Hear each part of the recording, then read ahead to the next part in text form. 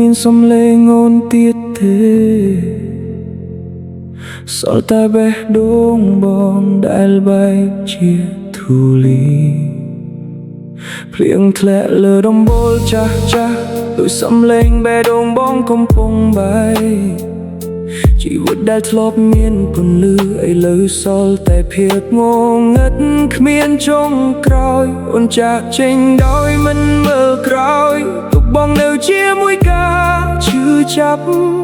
រាល់ជុំហានដែលបងដើរគឺដូចដើរលើស្នាមរបួសខ្លួនឯងបងហៅឈ្មោះអូនក្នុងភាពស្ងប់ស្ងាត់តែគ្មានសំឡេងណាត់បត់ត្រឡប់វិញបងនៅតែរងចាំក្នុងពិភពគ្មាន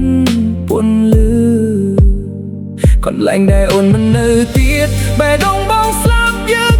រាល់ថ្ងៃជាមួយនឹងឈ្មោះអូ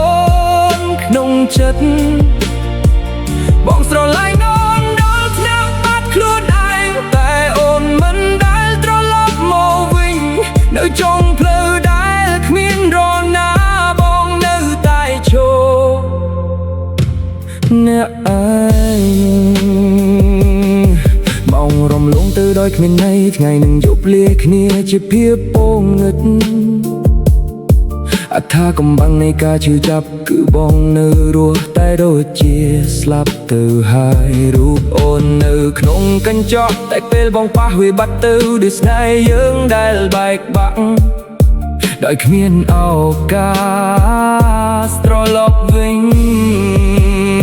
បងនឹកអូនរាល់ពេលដែលភ្លៀងធ្លាក់នឹកដល់ថ្ងៃដែលយើងសាយមិនគិតចែកផ្លូវឥឡូវសល់តែសំឡេងក្នុងក្បាលដោយបទចាស់មិនចប់បងព្យាយាមរត់ចេញពីអតីតតែអតីតរត់តាមបងវិញស្នេហ៍មួយដែលបងជឿថាជារឿងពិតចុងក្រោយคล้ายជាសូមិនបែកទេក្នុងចិត្តបងសួរខ្លួនឯងរាល់យប់ឆាវឲ្យខុសនៅក្នុងបងហេតុអ្វីអូនអាចបោះបង់បានស្រួលប៉ុណ្ណេះនៅពេលដែលបង